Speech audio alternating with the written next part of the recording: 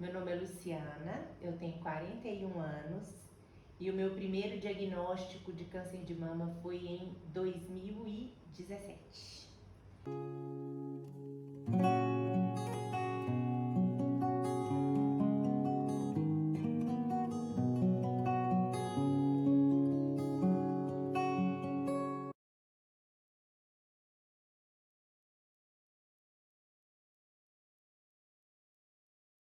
Então tá, Luciana, conta pra gente mais, né? Como que foi essa vivência sua, como que foi o tratamento, o diagnóstico? Então, foi algo assim, foi uma surpresa muito grande, né? Eu tinha 36 anos, estava tudo bem, eu já estava, né, enfim, vivendo a minha vida mais consolidada, minha vida profissional, minha vida conjugal, com minha filha, enfim. Tava tudo seguindo conforme o figurino. E aí, eu fui fazer um preventivo, que era a única coisa que eu ia fazer no médico, né? Eu sou biomédica, trabalho em hospital há mais de 20 anos e odeio o hospital. Então, assim, eu simplesmente ia ao médico anualmente para fazer um preventivo, Sim. né? Porque é algo que a gente não pode fugir, tem que fazer e tudo. Tanto é que eu nunca tive o meu ginecologista, o meu cardiologista, o meu endócrino, não, nunca tive meu médico nenhum. Sim. E aí o que acontece? Eu fui fazer o preventivo com o médico que eu vi lá, o primeiro da lista de médicos que tinha disponível no convênio. Fui fazer esse preventivo, o médico me atendeu muito prontamente, com muita gentileza, fez o preventivo e aí quando eu já estava meio que me preparando para ir embora, eu vi que ele estava fazendo a prescrição de vários exames. Aí ele falou, espera um minutinho que eu vou te pedir alguns exames, porque você já está numa idade que é preciso verificar, né, hormônios, verificar algumas coisas. E aí eu falei, não, doutor, pra quê? E aí ele foi e perguntou assim, mas qual foi a última vez que você fez exames? Aí a biomédica, não, que faz exames, Sim. não soube dizer a ele qual foi a última vez que fez exames. Sim. E aí nesse momento eu falei, realmente, acho que é o momento, né? Aí ele me fez, né, uma prescrição enorme. Dentre esses exames ele me pediu uma mamografia. Eu questionei muito, porque como a maioria das mulheres, eu tinha medo do exame em si, porque a notícia que eu tinha era que doía demais. Doeu demais, né? Então, eu não queria fazer por isso. E também porque tinha medo do que aquilo poderia revelar. Muito embora eu não tinha a menor ideia de que eu tinha alguma coisa, né? Mas enfim, ele insistiu muito, olhou bem pra mim e falou assim, não, mas nós vamos fazer. Quando ele me falou, nós vamos fazer, parecia que não era ele que estava falando, assim. Tô dizendo, não é fantasia da minha cabeça. Hoje ele é o meu ginecologista, porque depois dessa também não tem nem como eu largar ele.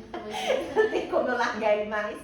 Então, assim, a gente é grande, nós somos amigos, né? A relação que a gente tem hoje é de amizade, acima de tudo, porque ele sabe de toda a história. E quando ele me disse isso, eu percebi que ele estava sendo tocado, né? Por algo que ia muito além do meu querer e da profissão dele. E aí eu peguei o exame e fui fazer mamografia. Quando eu fiz a mamografia, ao olhar a imagem, no momento do exame eu vi que havia uma coisa diferente. Por coincidência, quem fez o exame foi uma pessoa muito querida, que eu trabalhei há anos atrás e reencontrei por acaso nesse dia. E aí, pelo comportamento dela também, eu percebi que tinha alguma coisa estranha, porque a gente estava fofocando, colocando as histórias em dia, de repente ela parou de falar. E aí eu percebi que tinha alguma coisa de estranho. Ela repetiu o exame, fez com mais compressão e falou que ia tentar priorizar o resultado, né? Enfim, dentro das possibilidades dela. E aí, quando eu fui pegar esse resultado, realmente revelou ali que tinha algo que precisava ser investigado. Aí eu levei já o resultado no mastologista, que também foi encontrado sem indicação de ninguém. Sim, por acaso. Por acaso. Foi o que tinha a letra A, procurei lá na letra, na lista, porque na minha cabeça era algo que não era nada. entendeu? Eu ficava pensando assim, não, isso não é nada, não vai precisar investigar. Até porque você, poupando, você Nada. não sentia nada, né? Então foi por acaso mesmo que você descobriu isso. Completamente por acaso. Entendi. Não tinha nenhuma sensibilidade ao toque. E aí eu fui nesse médico, que me atendeu também perfeitamente, hoje também é meu grande amigo. E ele me acolheu muito bem, falou comigo, nós vamos investigar, partimos para o ultrassom. O ultrassom evidenciou uma lesão, né? E aí cabe a informação, porque eu acho que é importante a gente falar. Ele evidenciou uma lesão que não tinha margens definidas, né? Que parecia estar de fato invadindo o tecido mamário. E essa é uma característica muito comum dos tumores malignos, né? Normalmente os tumores benignos, eles têm as margens mais bem definidas, ele é mais circunscrito, né? A imagem é mais bem definida, o que não era no dia que eu fiz o ultrassom. Sim. E aí, a partir daí, nós fizemos a biópsia, e a biópsia veio positiva para carcinoma. E a partir daí nós começamos, né? Fizemos a primeira cirurgia. Essa cirurgia, a princípio, o objetivo era só fazer uma cirurgia que a gente chama de quadrantectomia, que é só tirar o quadrante mesmo, aonde o tumor estava, ele estava localizado aqui, né, na lateral da mama. E aí, quando eles tiram esse tumor, eles tiram o tumor e tiram uma área em volta do tumor que eles chamam de margem de segurança. Sim. Uhum. Porque assim eles vão fazer o exame tanto do tumor quanto da margem, né? Se eles acharem células cancerígenas na margem, significa que esse tumor está mais infiltrado no tecido do que eles imaginavam, né? Ou do que a imagem do ultrassom revela. E aí, eu fiz esses exames e as minhas margens vieram comprometidas. Né? Foi a primeira notícia foi um baque, óbvio, né? Eu tinha apenas 36 anos. Sim, não eu ia te tinha... perguntar como que você ficou esse todo, quando você... que quando eu vou falando assim tão objetivamente, né? Parece que eu nem sofri. Que você não imaginava, né? Você foi fazer um check-up e nesse check-up você descobriu que... Descobri. Tava Foi com um câncer. Kinder Ovo, literalmente, né? Eu fiquei assim, quando eu recebi a notícia, né? Na verdade não foi o médico que me deu, porque ao ver o laudo, eu entendi o que aquilo significava, né? Então assim, eu sem dúvida alguma, eu fiquei muito assustada, né? Porque eu trabalho em hospital e eu vejo os desdobramentos do tratamento oncológico. Eu vejo sob o ponto de vista laboratorial, né? Biológico. O que acontece com esse paciente, né? Então isso me deixou um pouco assustada de estar nesse lugar, né? De repente ter saído do lugar de quem dá a notícia para o lugar de quem recebe. a notícia. Então eu fiquei muito assustada, sabe? A minha família, né? Assim, meu marido foi a primeira pessoa que ficou sabendo, né? Inclusive ele pegou o resultado do exame. A minha filha, na época, tinha 12 anos, era uma pré-adolescente. Eu poupei ela até onde eu pude, né, de contar isso, mas aí um dia eu sentei e expliquei a situação muito objetivamente e muito tranquilamente. E ela recebeu a notícia mais tranquilamente ainda, né? Não houve desespero, não houve medo da morte. Em nenhum momento nós falamos de morte, né? A gente focou no tratamento, né? Tanto a minha família, aí depois minha mãe, minha sogra, né? Meus irmãos, minhas cunhadas, enfim, todo mundo foi se envolvendo nisso e todo mundo com foco no tratamento, né? Não se falava em nada que fosse diferente disso. Muito embora, na ocasião em que eu recebi o diagnóstico do câncer de mama, nós estávamos vivendo o câncer com meu sogro. Meu sogro estava passando por um câncer de pâncreas, que tem um prognóstico diferente, né, do câncer de mama. Ele estava sofrendo muito, né, com o tratamento, e a família toda muito consumida, muito abalada com aquilo. Então isso teve um baque diferente para nós, porque de uma forma ou de outra eu olhava para ele e eu me enxergava naquela situação, né? Por mais que a doença fosse diferente. Não sei como eu consegui passar por esse desafio, mas eu sei, né? Porque assim, eu vi que eu não ia conseguir sozinha, isso tudo acontecendo durante tudo que estava acontecendo, durante a cirurgia, durante os exames, durante essa notícia, durante tudo isso. Eu percebi que se eu não procurasse ajuda, eu não ia conseguir. E aí, nesse momento, foi quem que procurou ajuda? Foi a Luciana, só a Luciana ou a Luciana biomédica? A sua formação teve algum peso nisso? Olha, eu vou te falar com toda sinceridade. Nesse momento, eu tirei todas as certezas que a minha profissão me dava. Assim, no sentido, não certeza de como seria, mas do que era, do que eu estava vivendo. Eu fui como Luciana mesmo, a biomédica ficou para trás, sabe? Eu falei, não, eu preciso procurar ajuda, essa ajuda não vai ser a minha família que vai me dar, porque a minha família está muito consumida, tanto com o que a gente estava vivendo, quanto com a própria notícia que eu tinha dado, né, naquele momento. E os meus amigos também tentando de alguma maneira, mas assim, também não estavam conseguindo, e eu percebi que eu precisava procurar ajuda, eu precisava me reconectar com Deus, precisava me reconectar com aquilo que eu enxergava de divino, sabe? Porque era só desse lugar que eu ia tirar a tranquilidade necessária para passar por isso, que veio de uma maneira tão surpreendente, né? E aí foi aí que eu, enfim, né, tem até relatos em vídeos que eu postei no canal, falando sobre Deus, né, sobre essa busca dessa reconexão com Deus.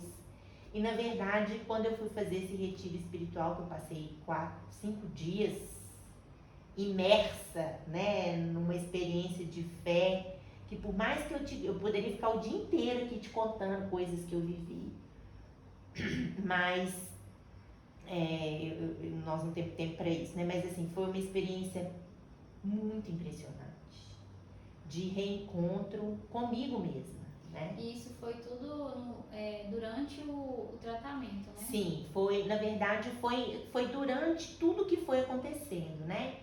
Eu tomei a decisão de fazer essa busca quando eu recebi a notícia das margens comprometidas, que eu ia ter que fazer uma segunda cirurgia, né? Então eu fiz esse retiro entre a primeira e a segunda cirurgia, porque eu vi que a minha bateria, né? Eu esperava que o exame viesse positivo, porque eu já sabia que seria muito provavelmente uma lesão benigna, né? Maligna, aliás. Mas eu não imaginava que eu ia ter que passar por outra cirurgia. Eu achava que a vida eu ia fazer uma quimioterapia, que ia dar tudo certo e que pronto. Sim. E de repente veio a notícia que eu ia ter que ir para a cirurgia de novo. Porque, querendo ou não, você, né, não sei se sorte é a palavra certa, mas você, vou usar a palavra sorte, teve a sorte de conseguir descobrir bem no início, né? Sim. O tumor tinha 13 milímetros. 13 milímetros é muito pequeno, né? Assim, a gente fala 13 milímetros, você pensa em centímetro, aí na hora que você lembra dos pontinhos na régua lá, você vê que é menor ainda. É muito pequeno, né? 13 milímetros é um diagnóstico muito precoce, muito precoce. Aí, de início, você fez a retirada, né? Teve a retirada da margem de segurança e aí você teve que fazer outro tipo de cirurgia. Isso. Aí, a proposta era fazer uma cirurgia que chama ampliação de margem. Ou seja, eles iam tirar mais em volta. Uhum. Só tem que eu ia ter que passar por tudo de novo. Por uma internação, por uma intubação, por uma anestesia geral. Tudo para fazer esse procedimento que não me daria garantias de que as margens que fossem retiradas também viriam negativas. Né? Teria ali um retorno que eu esperava. Aí eu decidi fazer a mastectomia total.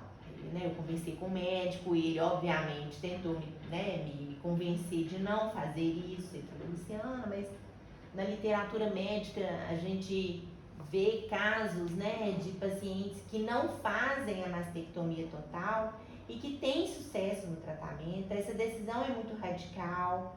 Você pode ficar com a mama um pouco deformada, muito embora a gente vai tentar fazer reconstrução com silicone. Mas eu falei, mas qual a garantia você me dá que essa margem não vai vir comprometida? Ele falou, nenhuma. Eu falei, então tá resolvido, nós vamos fazer a mastectomia total, né? E aí eu fiz a mastectomia total, fiz a reconstrução com silicone. Isso durou muito tempo, porque essa cirurgia, você coloca uma prótese que eles chamam de expansor. Essa prótese é uma prótese vazia. E aí a cada semana eles vão injetando soro fisiológico nessa prótese, para ela ir aumentando de tamanho aos poucos. Mas isso é uma coisa específica para quem Para quem faz a cirurgia de mastectomia. Entendi. Quem faz cirurgia estética, normalmente isso não acontece não. Já Entendi. coloca a prótese definitiva e fica com ela, né? E aí o que acontece?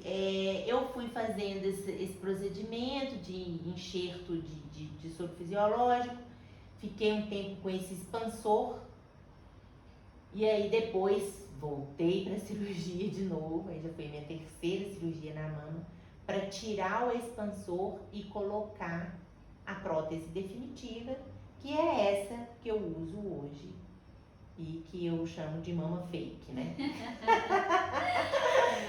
Mama fake. Já ouvi falar. E aí, na ocasião, a gente, né, isso tudo durou 1 ano, né, porque foram muitas cirurgias e a recuperação de uma para outra, né, enfim, tive que passar por todo esse processo. E aí ficou definido que depois que eu fiz a cirurgia, eu fui no oncologista que faria, né, a minha avaliação oncológica.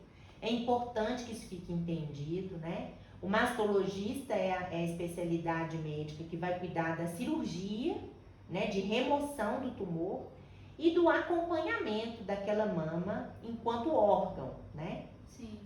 O oncologista, ele vai fazer o acompanhamento daquele determinado tumor, né, do tratamento daquele determinado tumor, que foi retirado, né, através da cirurgia, mas que precisa ser tratado de forma sistêmica, porque não se sabe se aquela célula cancerígena escapou daquele lugar, né, e foi para algum outro órgão, teve algum outro foco de metástase, enfim.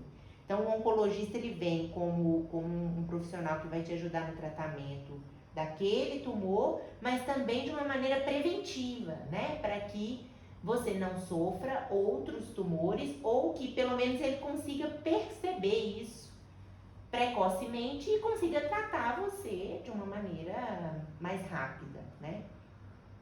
Então eu falo com os dois, tanto o mastologista quanto o oncologista, que até depois que eu morrer, uns 6 meses eu ainda vou voltar neles, né?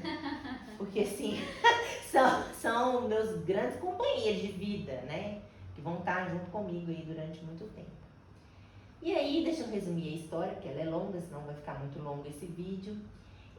Na ocasião, foi definido então que não iríamos fazer a quimioterapia, porque a característica histológica do tumor era uma característica muito local, então não existia a chance, né, de ter uma possibilidade de metástase, de infiltração em outro órgão. Eu tirei os linfonodos, né, que são esses órgãos da linfa que nós temos aqui nas axilas, né, embaixo do braço. Tirei os linfonodos sentinela, que são os da frente, eles vieram negativos, isso é um prognóstico sensacional, porque significa que o tumor, de fato, ficou localizado na mama.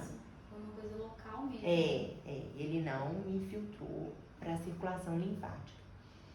Então, definimos fazer um tratamento hormonal, convencional, e eu comecei a tomar esse remédio, chama tamoxifeno, que tem alguns efeitos colaterais, mas completamente suportável, nada demais. Fiquei tomando esse remédio, desde 2017 até 2020.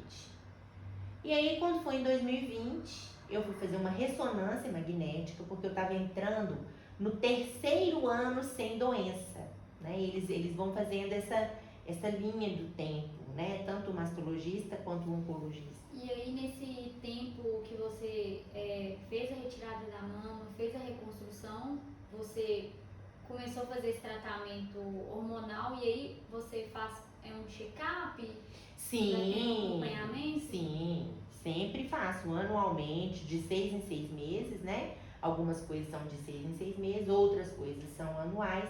A ressonância magnética é indicada a partir do 3º ano sem a doença, Sim, entendi. né? Isso é um protocolo que eles têm. E aí, então, foi pedida a minha primeira ressonância magnética de mamas, que é um exame maravilhoso de se fazer. Um pouquinho demorado, né? Vamos dizer. São 40 minutos. Eu não sei se no meu caso demorou tanto assim, porque eles viram que tinha alguma coisa, ou se demora muito mesmo. Porque eu, assim, não... Ele é bem demorado mesmo. Pois é. E você fica de bruço, né? Deitada de bruço, com as mãos pra cima, as mamas encaixadas num buraco, assim, na mesa tem um buraco. Uma posição muito desconfortável. Eu fiz no auge do Covid, então ainda estava de máscara, eu não conseguia respirar. Foi um suplício. Enfim, fiz o exame. E aí, eu tava com viagem marcada na época, ia entrar de férias, porque minha vida tinha voltado ao normal, eu tinha Sim. voltado a trabalhar, tava tudo Tá certo. tudo certo, né? A perspectiva era de cura. Era de cura. E aí, faltando alguns dias pra gente viajar, eu recebi uma ligação do meu médico, do mastologista, falando assim, escuta, a médica que fez a sua ressonância pediu para que você fosse buscar o resultado. Eu achei que tudo muito estranho, eu falei, mas como assim? A médica que fez, eu nunca vi a médica que fez a ressonância, que cuidado é esse, né? Aí eu brinquei com ele assim, falei, deu ruim, não deu? Aí ele falou assim, não sei, vamos olhar o resultado, né? Vamos ver o que isso traz pra gente. Isso costuma ser um protocolo, né, Lu? Normalmente quando alguns exames, né, vêm alterados, algumas clínicas, né, eles têm esse protocolo de chamar o paciente, né, querer conversar com o paciente, né, e entregar o resultado, né? Entregar até antes do prazo. E aí, nesse caso, quando você foi buscar o resultado, você foi tranquila, você foi um pouco apreensiva? Pânico, né? Tava em pânico. Isso em 2020. 2020. Aí, agora tem um parêntese importante que eu acho que a gente precisa falar. A maioria das clínicas entram em contato quando tem uma mamografia alterada, quando tem um ultrassom alterado, eles entram em contato para a pessoa ir mais rapidamente buscar o resultado. Mas tem clínicas que não ligam. Então, assim, é importante a gente frisar que a gente sabe, eu sei, né, muitas mulheres estão nos ouvindo, nos vendo nesse momento, e aí elas têm esse pensamento, se tivesse dado alguma coisa, eles teriam ligado. Né? Porque muitos pacientes têm esse costume, né, Lu, de ir fazer o exame, mas eles não têm a preocupação de buscar ou de querer olhar o resultado, né? Então o resultado vai ficando lá até eles precisarem de fato do resultado. Vai ficando. Então é importante, sim. Não, e até uma autonegligência mesmo. Né? A mulher tem disso, ela tem disso. Ai, nossa, não vou buscar isso não. Ai, meu Deus, esse resultado é alterado, se tem dado alguma coisa, não sei o que. Aí fica com medo, aí não vai buscar. E aí pronto, aí a clínica não liga, você acha que tá tudo bem. Quando você vai pegar o resultado, você vai ver que tem algum problema ali, né? Mas aí, enfim, fui pegar essa ressonância, vi que tinha algum problema, né? Vi que foi detectado uma lesão exatamente na região onde foi retirado o outro do corpo. E aí levei pro médico e ele falou comigo, olha, nós vamos ter que fazer a biópsia para verificar o que está acontecendo, né? Aí eu falei com ele, olha, deixa eu te contar uma coisa. Eu tô indo fazer uma viagem que a gente sonha há anos. Eu não vou deixar de fazer essa viagem, não. Parabéns. Eu não vou deixar de ir, a minha família não vai deixar de ir. Já tá tudo organizado, nós estamos com a mala pronta. Eu não vou deixar. Existe algum malefício? Aí ele falou, olha, não existe malefício, mas você precisa investigar isso. Quando você botar o pé aqui novamente, quanto tempo é a viagem? Aí eu falei, eram 7 dias. 7 dias. Ele falou, então no 8º dia eu quero você dentro do laboratório fazendo a biópsia. Mas me explica um pouquinho, você disse que teve uma recidiva, né? E exatamente no mesmo local, né? E Mas me explica um pouquinho, como assim no mesmo local? Porque você fez a retirada da mama. Então, todo mundo pergunta isso. Como assim? O câncer voltou no silicone? Como assim? sim, explica um pouquinho pra E eles. aí assim, quando a gente vai para as estatísticas, eu não me lembro agora certinho os números, não. Mas quando a mulher faz uma mastectomia total, ela diminui para 5% de chance dela ter uma recidiva. Ou seja, ela aumenta em 95% a chance de estar curada, de ter uma doença controlada, né, com a mastectomia total. Então, sobrou ali 5%. No meu caso, esses 5% significavam o quê? Pele, mamilo, porque eu não tirei o mamilo na cirurgia, muito pouco tecido adiposo, porque gordura, né? Porque a mama é um órgão que tem muita gordura. Sim. Eu costumo dizer que o Papai do Céu foi generoso comigo nessa parte, mas na mama ele esqueceu de colocar. Ele esqueceu de colocar, porque a minha mama sempre foi mais densa, eu sempre fui grande e a minha mama menor, assim. Minha mama nunca acompanhou o meu tamanho. E aí, o câncer voltou na cicatriz da cirurgia, que foi o que sobrou. Entendi. Que é outra estatística muito mínima. Tipo assim, de não sei quantas milhões de mulheres que têm câncer de mama, um percentual muito pequeno desenvolve o câncer na cicatriz da cirurgia. E ele voltou na cicatriz. E aí eu fui viajar, voltei, fiz a biópsia, já sabendo, eu já voltei. E eu me lembro que durante essa viagem, às vezes o meu marido, ele olhava assim pra mim e falava assim, tá tudo bem? Ah, você não contou, né? Não contei, porque se eu tivesse contado, eu não tenho dúvidas nenhuma que ele tinha cancelado. Ele tinha cancelado tudo. Ele tinha falado, não, vamos olhar isso agora. Você tá doida, não vamos fazer essa viagem. Mas no fundo, existia algo em mim que me dizia o seguinte, olha, minha filha, o resultado ele vai dar positivo. A biópsia vai vir como um retorno, como uma recidiva. Você não tem como mudar isso. Então, vai fazer sua viagem, minha filha. Vai aproveitar. 7 dias. Porque você não sabe quando que você vai poder fazer isso de novo. Né? Quer dizer, vou poder fazer. Assim, não é o aconselhável, né? O aconselhável seria você realmente fazer o exame. Sim, mas eu conversei isso com o meu médico. Né? Eu expus pra ele a situação. Falei com ele, olha, a situação é essa, eu quero muito fazer essa viagem. E aí ele falou comigo, não, tudo bem, vai, faz a sua viagem. 7 dias, na situação em que nós nos encontramos, não vai mudar muita coisa. Mas quando você voltar, você tem que assumir o compromisso com você mesmo, né, nem comigo, de investigar isso. E aí assim foi feito, né? Eu jamais passou pela minha cabeça esquecer, não investigar, não correr atrás disso, né? E aí o que aconteceu? Eu fiz o exame, veio novamente exatamente o mesmo tumor. É exatamente a mesma doença que eu tive em 2017. Não houve uma mutação, não é um câncer novo, nada disso. É o mesmo câncer. E aí o que acontece? Eu fiz a cirurgia novamente para tirar a região afetada, que era pele só, né? Essa cirurgia veio com margens negativas, graças a Deus. Então o tumor, ele realmente estava circunscrito e localizado só naquela área onde o ultrassom estava revelando. E aí, nesse segundo momento, quando o meu oncologista teve a notícia de que estava tendo essa recidiva, ele optou então por a gente fazer o esquema todo, né? Aí fizemos a quimioterapia, fizemos a radioterapia e hoje eu faço a hormonioterapia. E aí, você voltou, né? Fez o novo, praticamente fez o processo todo de novo. Isso. E aí, quando você descobriu assim, nossa, realmente eu tô com uma recidiva, você foi contar pra família, como que foi isso? Sua família recebeu de novo essa notícia que você estava novamente com câncer, vivendo o câncer de mama. Eu não vou falar aqui a gama de palavrões que eu ouvi. Porque foi uma gama de palavrões.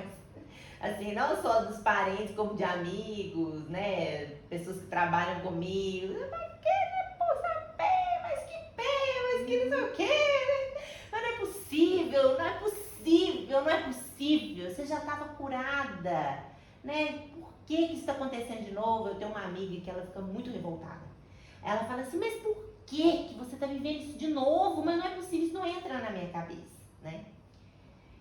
E aí essa pergunta, por que eu estou vivendo isso de novo, era algo que ficava realmente ecoando na minha cabeça. Sabe aquele ditado que o raio não cai duas vezes no mesmo lugar?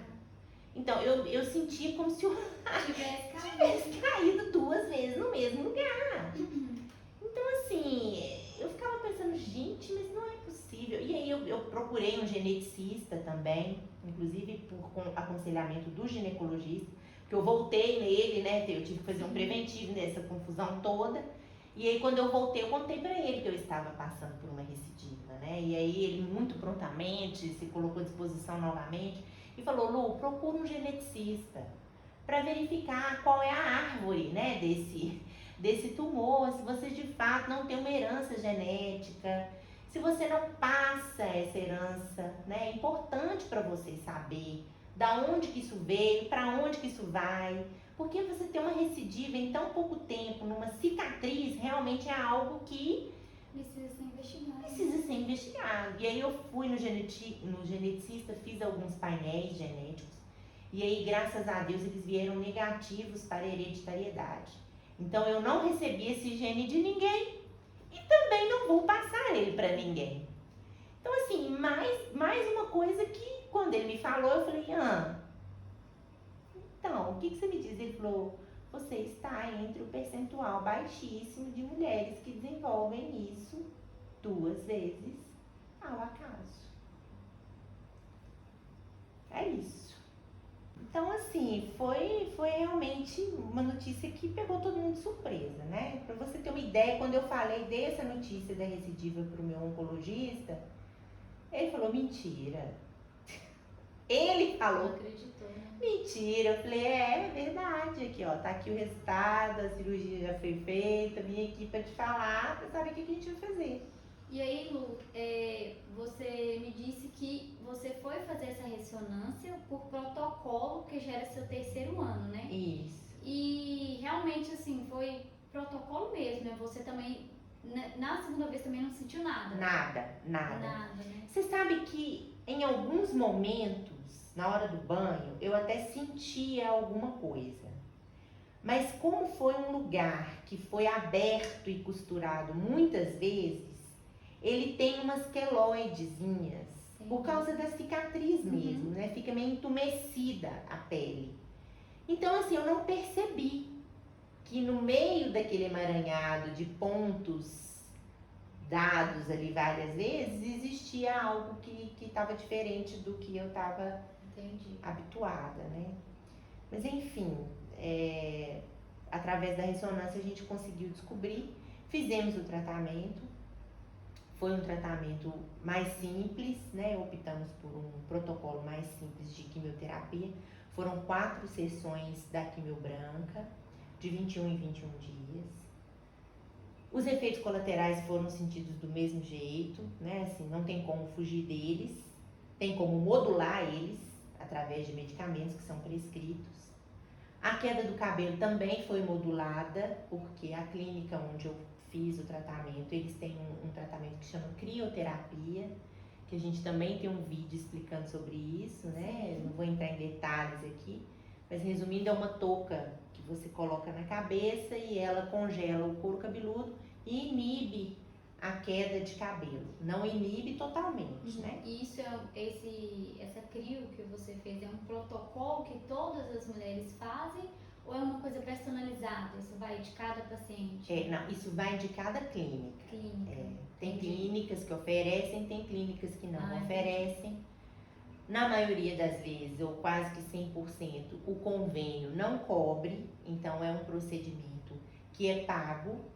Na clínica onde eu fiz, as sessões são R$ 200. Cada vez que você vai, você paga R$ 200. Assim, foi algo que a princípio eu não queria fazer. Falei, vai cair mesmo esse cabelo, deixa pra lá. Mas como o cabelo, né, gente, como diz as minhas amigas, né, eu tô repetindo palavras delas, assim. Luciana, quando você chega no evento, seu cabelo chega primeiro, né? Porque o cabelo realmente era muito bonito. Meu cabelo era um cabelo vistoso, né? Que todo mundo achava muito bonito. Então, de tantas pessoas falarem na minha cabeça, no fundo eu não tinha esse apelo, não. Mas todo mundo falava tanto que eu falei, vou fazer essa bioterapia pra ver o que dá. Não me custa nada, né? Vai me custar custa R$ 200. Vai me custar o dinheiro, mas como diz, Deus proverá, né? Vai dar tudo certo. E assim foi feito. E aí o cabelo caiu muito, meu cabelo ficou muito ralo, caía pela casa, quando na hora do banho era um horror, porque cai mesmo, né? Não vou ficar romantizando isso aqui, porque eu acho que isso é uma coisa que precisa ser dita, né? Porque às vezes as mulheres elas vão com aquela esperança de que o cabelo não vai cair. E aí quando o cabelo começa a cair, o mundo cai junto com o cabelo. Né? Então é importante preparar o seu coração. Olha, meu cabelo ele vai cair. Eu vou perder o meu cabelo. Mas eu vou ganhar a cura em troca disso. Né? Esses dias a gente estava fazendo uma entrevista. E aí vou dar um spoiler. Uma das entrevistadas falou uma coisa que me tocou demais. Ela falou assim, quando eu vi o meu cabelo caindo, alguma coisa no fundo do meu coração me trazia uma certa felicidade. Porque eu via que aquele era o efeito do tratamento. Então, se o tratamento estava funcionando para esse fim da queda do cabelo, certamente ele também estava funcionando para o fim que é a destruição das células cancerosas. Então, isso também, de certa forma, na minha cabeça ficava se repetindo, né? Todas as vezes que eu sofria esses efeitos colaterais, os enjoos, né? A apatia, a dor mesmo no corpo, que a gente fica no quarto, quinto dia depois da quimioterapia, isso pega um pouco, porque os efeitos colaterais vêm mais fortes, porque o efeito dos remédios que você toma junto com a quimio vai indo embora. Então aí você começa a ficar só você e aquilo, né? Sim. E aí é o período em que você sofre um pouco mais, mas aí daqui a pouco também você já vai vencendo isso e vai melhorando. Na hora que você tá ótima, já tá na hora de fazer a nova sessão. E foi assim, né? Assim, fui vivendo isso com uma rede de apoio assim que eu não tenho palavras para agradecer, né? Aos meus amigos, à minha família, aos médicos, à equipe médica, à equipe multidisciplinar que me acompanhou o tempo inteiro.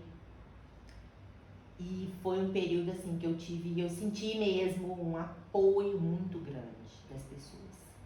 E por isso eu digo que difícil não foi, assim, foi algo que eu consegui passar bem, mas porque eu tinha um apoio, né? Eu tive um apoio muito grande durante esse período, né? E depois veio a radioterapia, fizemos as sessões de rádio também. E depois disso eu passei agora, né, Totomai, o cabelo voltou a crescer, o cabelinho já tá, né, como diz, explodindo para o mundo. E comecei a fazer hormonioterapia novamente, só que dessa vez com outro medicamento, porque nós percebemos que o primeiro não funcionou, né? Então hoje eu faço uma hormonioterapia com um medicamento que é o EMA, o oral, eu tomo todos os dias, e o Zoladex, que é uma injeção que a gente toma de 28 em 28 dias, que me levou direto para a menopausa. Ah, entendi. Aos 40 anos, né? Porque aí agora o raciocínio é o seguinte, nós vamos ter que inibir esses ovários de produzir os hormônios que são nutrientes para células cancerígenas, né? Antes, com o tamoxifeno, o que ele fazia? Ele ocupava o sítio de ligação dos hormônios, lá na mama. Então, quando o hormônio chegava na minha mama, ele não conseguia atuar, porque o medicamento estava no lugar dele. Sim. A grosso modo, tá? É isso, né? E aí agora não, agora nós inibimos a formação do hormônio, né? A produção hormonal. E isso me levou direto para a menopausa. Então, hoje, de sintomas, de efeito colateral de tratamento do câncer de mama, são os efeitos associados à menopausa, que são bem mais sentidos, né, nesse momento, por conta do medicamento e porque vem tudo de uma vez, né? E veio mesmo. Eu tomei injeção num dia, 3 dias depois eu tava sentindo tudo que tava na boca. Assim, não sei se foi por cada uma reage de uma maneira, né? Mas comigo foi assim.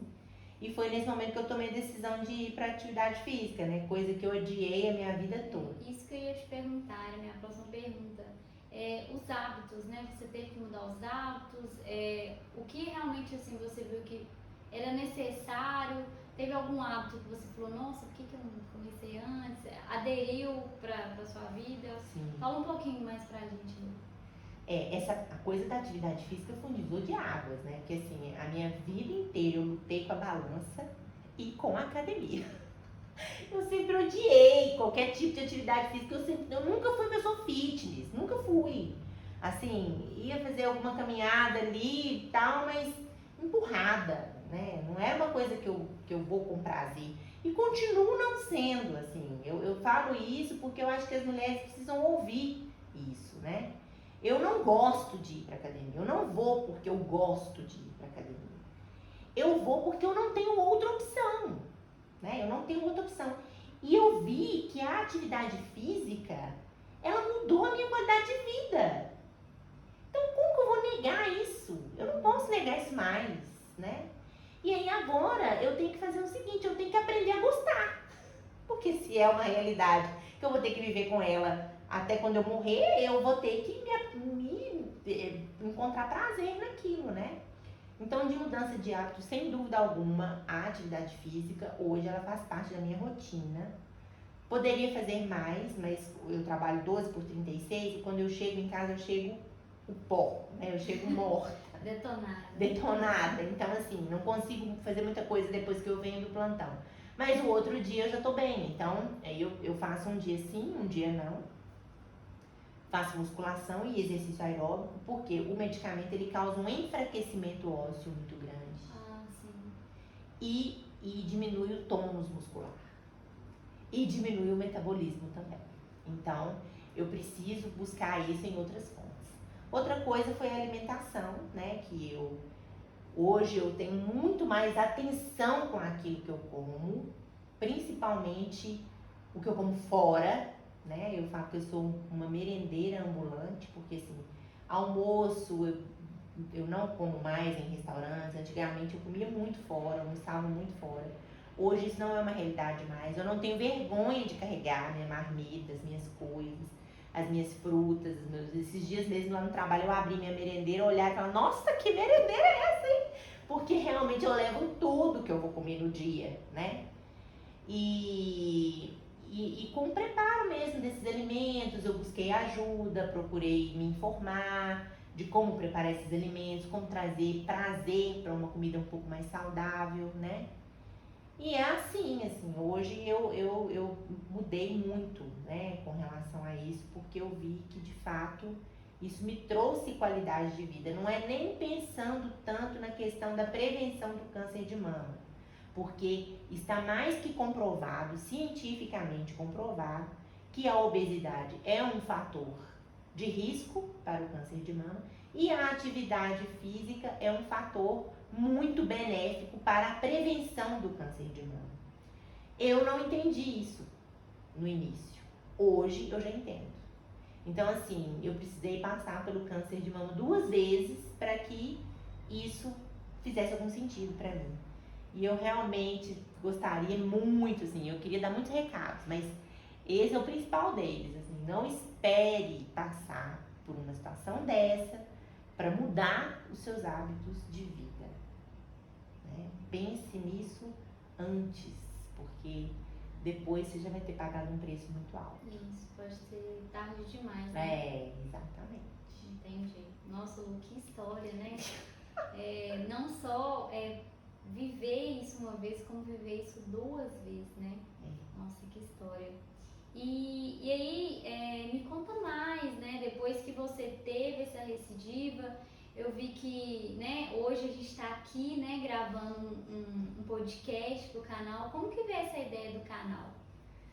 Pois é, o canal, ele veio da pergunta que eu me fiz, né, quando eu vivi essa recidiva, assim. Ele veio exatamente dessa pergunta: por que eu estou vivendo isso de novo? Não é possível, tem que haver um propósito maior para isso, porque, né, é muita coincidência, né? É muita coisa que não deveria acontecer acontecendo. É muita... Toda regra tem uma exceção, né? E você foi a exceção, né? É muita exceção. É muita exceção. Exatamente. E aí um dia conversando com a minha irmã, ela falou comigo, a minha irmã é muito ligada nessa coisa de rede social. Eu nunca fui. Aliás, eu tinha aversão à rede social, assim. Eu nem Instagram tinha, pra você ter ideia. O Facebook, ele tava lá só pra eu tomar conta da vida dos outros, mas da minha vida eu nunca postava nada, né? E aí a minha irmã falou comigo, falou: Lu, essa história sua é muito curiosa. Essa história sua tinha que ser, as pessoas tinham que saber dessa história. Porque realmente é algo que precisa ser divulgado, precisa ser dito, né? Aí eu falei: ai, mas será? Ela falou assim: por que você não faz um canal? Você sempre foi uma pessoa que gosta tanto de falar, né? A fala é uma característica sua. De repente, é um caminho. Por que você não pensa nisso? E aí, nesse dia, eu fazendo as minhas meditações, depois que ela foi embora, eu meditei muito sobre isso. Quando eu digo meditar, é sinônimo de orar, né? Debruçar em cima disso e perguntar a Deus o que Ele quer de mim nesse sentido. E aí é muito engraçado, porque nesses momentos de oração assim, eu vou falando e às vezes eu me faço perguntas e as respostas vêm assim na minha cabeça como que um sopro mesmo, né? E aí muitas vezes eu paro e penso assim: gente, mas eu nunca parei para pensar nisso. Por que eu tô pensando nisso agora? E aí eu entendi o verdadeiro sentido da expressão providência divina, né? Que é aquele momento em que você se abandona mesmo no colo de Deus e se coloca à disposição dele no sentido de viver aquilo com resignação, né? Não, eu recebo isso, eu acolho isso que eu estou vivendo, mas e aí? Né? O que eu tenho que devolver? O que eu tenho que entregar? E aí a ideia do canal veio a partir daí, né? Eu conversei com ela depois, a gente foi tendo ideias, e enfim, e aí decidimos fazer mesmo o canal no YouTube, né? Fazer um vídeo no dia 8 de março, que era o Dia Internacional da Mulher, e aí a gente pontuou que seria nesse dia, que talvez era o dia significativo para colocar esse canal no ar. Ele está fazendo um ano, esse ano. Nós temos mais de 30 vídeos publicados. E na ocasião em que eu fiz o lançamento do canal, foi uma live no Instagram. Depois que eu fiz esse lançamento, o meu celular ficou uma loucura, né? Eu não conseguia nem responder as pessoas, de tanto que as pessoas falavam: vai ser sensacional, que isso, você nasceu para isso. Esquece a biomedicina e vai virar youtuber, minha filha. E aí, nesse momento, eu recebi uma mensagem que mudou a minha vida, sabe? Uhum.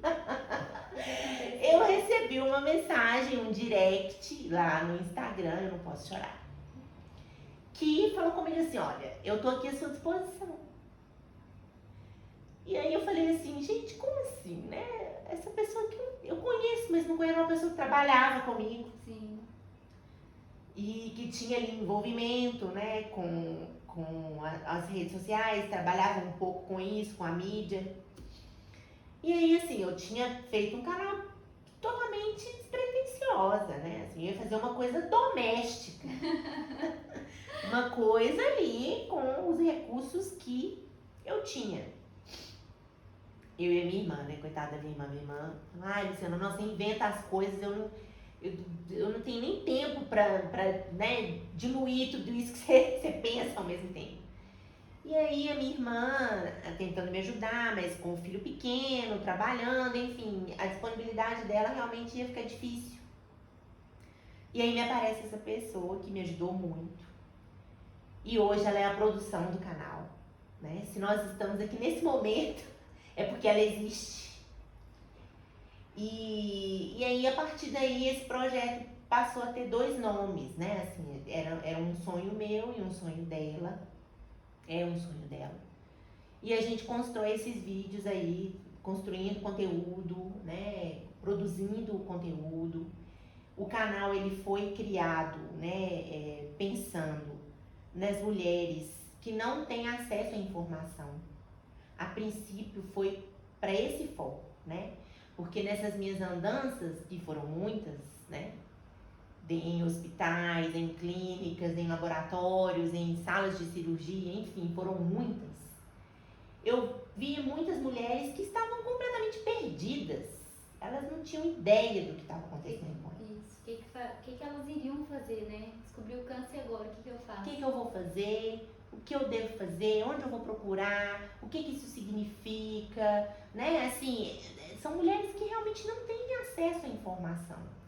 E como eu estava vivendo muito, como eu vivi isso por 2 vezes, então eu tive acesso a muitas informações, a soluções, né?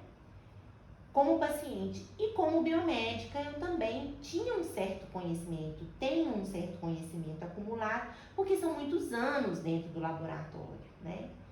E trabalhando diretamente com o diagnóstico de câncer. Então, a minha formação, ela meio que, eu costumo dizer, assim, hoje, olhando para trás, com os meus 41 anos, e vendo tudo que eu passei, a primeira sensação que eu tenho é que eu tenho 80 anos. É que eu sou muito mais velha do que o que eu sou. Porque às vezes eu tenho a sensação que eu vivi tudo ao mesmo tempo, sabe? Assim, não foi uma coisa de cada vez, foi tudo ao mesmo tempo. E aí isso acabou que me treinou a rapidamente focar nas possibilidades de solução, porque eu não tive muito tempo de pensar no problema. Então isso foi muito bom, e aí isso fez com que eu tivesse essa motivação, né, de fazer o canal e de ajudar essas mulheres. E aí, num segundo momento, eu comecei a perceber que existiam necessidades, que as mulheres precisam de coisas para passar por isso, para viver esse enfrentamento do câncer de mama. Não só palavras, não só instruções.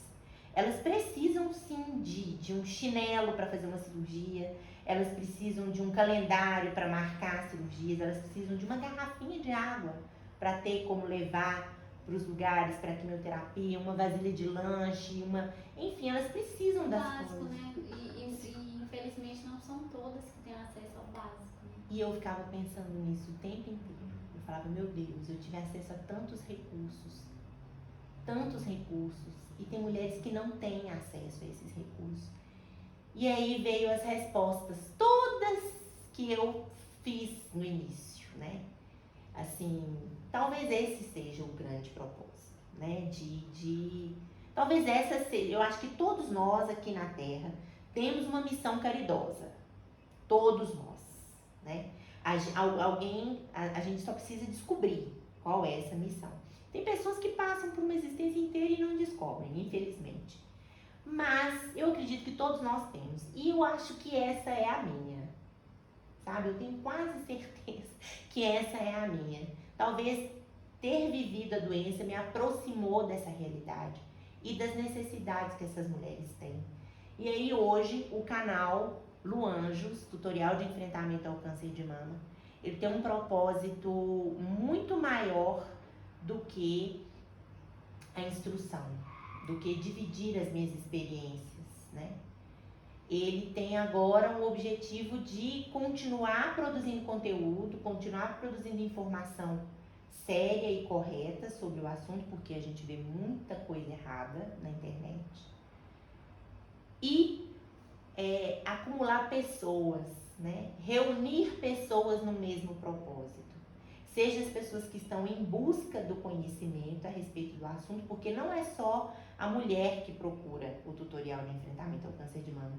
Tem os maridos, tem os filhos, Sim. tem a família, Amigos, né? os amigos, né? E aí, assim, é uma biblioteca mesmo. Sim, porque o câncer, né, quando a gente fala câncer, a gente rotula, né? A gente rotula uma coisa, essa pessoa vai morrer, essa pessoa vai isso, essa pessoa vai aquilo. E ao mesmo tempo que a gente rotula, a gente não tem a receita, né? Então, a gente não sabe, e agora, o que eu vou fazer, né?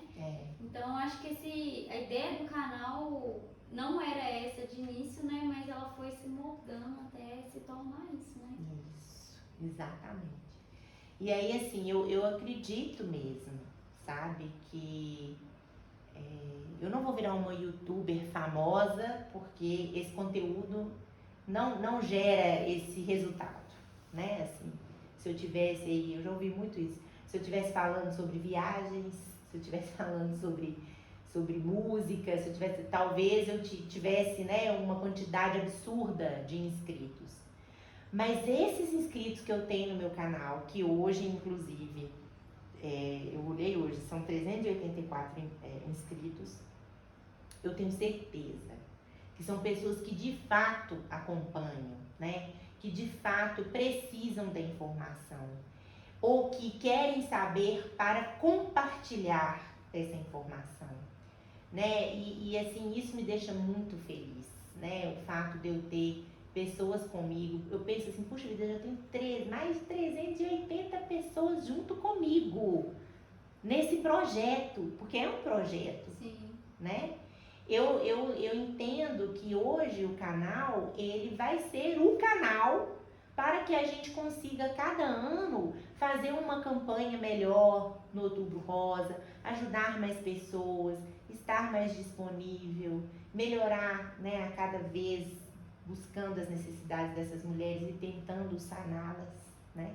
O Outubro Rosa, agora de 2021, ele aconteceu por conta do canal, né? As ações que nós fizemos, quem dera se eu tivesse dinheiro para suprir tudo aquilo que a gente fez, mas foi muito melhor do que isso, né? Nós conseguimos doação para conseguir fazer tudo o que a gente queria fazer, né? E isso foi muito bom. Foi muito bom saber que eu não estou sozinha, saber que existem pessoas que estão acreditando nesse propósito e que ficarão comigo, assim, eu imagino que sim, né? Sim, com certeza. E aí, Lu, puxando o gancho do que você falou, quais que são os próximos planos que você tem agora para 2022, para o canal?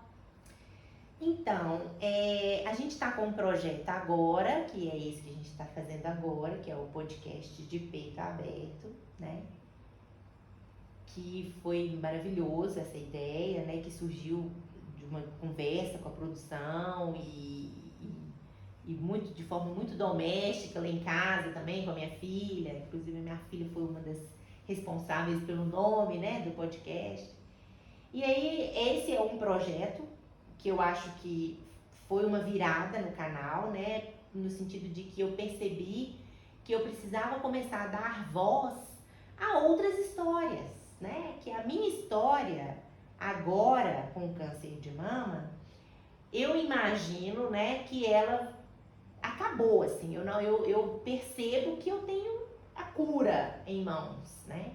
Agora é conviver com isso, né? Com os desdobramentos, com o controle da doença. Então, os próximos conteúdos, eles vão ser criados acerca disso, né? Falando da minha experiência, de como que é voltar ao trabalho, dos desafios, enfim, coisas desse tipo. Mas eu precisava dar voz a outras mulheres, porque as histórias são diferentes. Eu acho que vocês estão percebendo isso nos podcasts anteriores, como que as histórias são diferentes. Sim, é uma vivência só, mas assim, é uma história só, né? Mas a vivência é totalmente diferente. Totalmente diferente, totalmente diferente. Então eu percebi que eu precisava dar voz a essas mulheres. Eu não, nós percebemos, né? E aí veio a ideia do podcast, que a gente vai continuar aí durante ainda alguns meses, né? E depois disso, a gente vai continuar produzindo conteúdo acerca das minhas experiências, mas o grande objetivo vai ser o Outubro Rosa, né? Agora em 2022, se Deus quiser, sem pandemia. o que vai abrir muitas possibilidades para nós. Então, assim, eu já quero aproveitar, né, para fazer aquele convite Com certeza, sinta vontade. de realmente pedir, né, para as pessoas não só acompanharem o canal, mas acompanharem o objetivo do canal, né, que é realmente suprir as necessidades aí em todas as esferas, né, seja necessidade de informação, mas necessidades palpáveis mesmo, materiais, né. E aí eu realmente quero fazer um convite para que quando eu começar a recrutar toda essa equipe de apoio, que as pessoas, como diz o Lulu Santos, tenham mais habilidade a dizer sim do que não, né? Que as pessoas realmente estejam disponíveis de alguma maneira, né? Porque assim, agora em 2021 a gente viu isso. Eu não tenho dinheiro para te ajudar, não. Eu tive muito essa resposta. Olha, eu não tenho dinheiro, mas eu sei costurar. Então eu posso fazer a bolsa para você.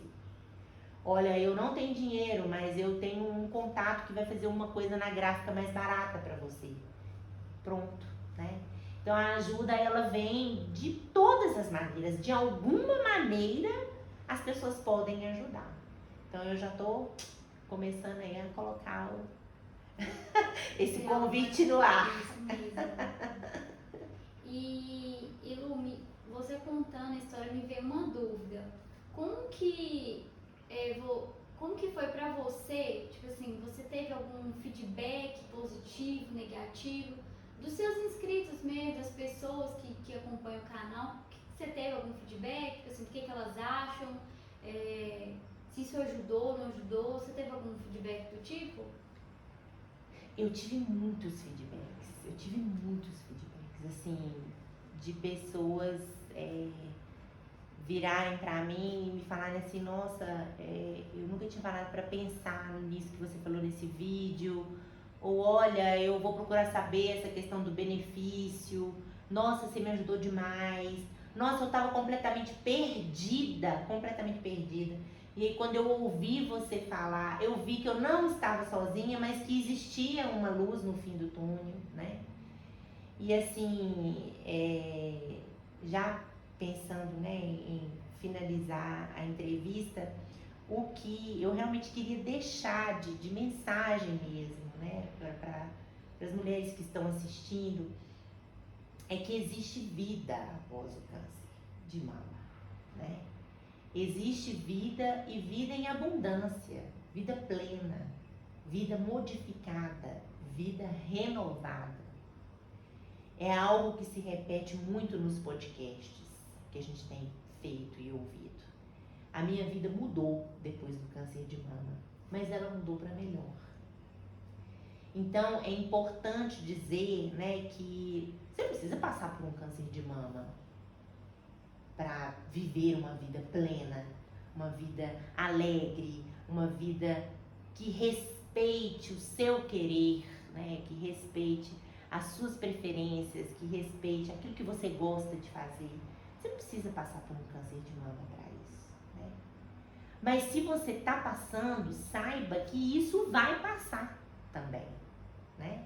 O tratamento vai passar, as dificuldades vão passar, e daqui a um tempo, talvez você vai estar aqui, sentada na cadeira do podcast de Peito Aberto, dividindo a sua história, né? E mostrando que realmente é possível vencer isso, desde que você se comprometa com você mesma, né? Não negando a doença, enfrentando a doença, buscando as informações que você precisa buscar nas fontes confiáveis, buscando ajuda, aceitando a ajuda, porque muitas vezes a ajuda vem e a gente não aceita ela, né? Então, o grande recado que eu quero dizer é esse, assim, hoje eu tô bem, tô ótima, voltei pro meu trabalho, tava muito insegura, meu trabalho tá lá, minha vaga tá lá, né? Eu tô trabalhando com a minha equipe, estou ativa, mais ativa do que nunca, mais criativa do que nunca, mais alegre do que nunca, porque hoje a vida tem um sabor diferente para mim. Então confia que isso passa, né? alegrias, as tristezas passam, as alegrias também. Então que a gente viva intensamente as alegrias e confie que as tristezas elas vão passar. E é isso. Lu, só para finalizar mesmo agora a entrevista, né? De antemão, parabéns, né, por esse 1 ano de canal, né? Eu acho assim, né? Tanto eu como vários inscritos.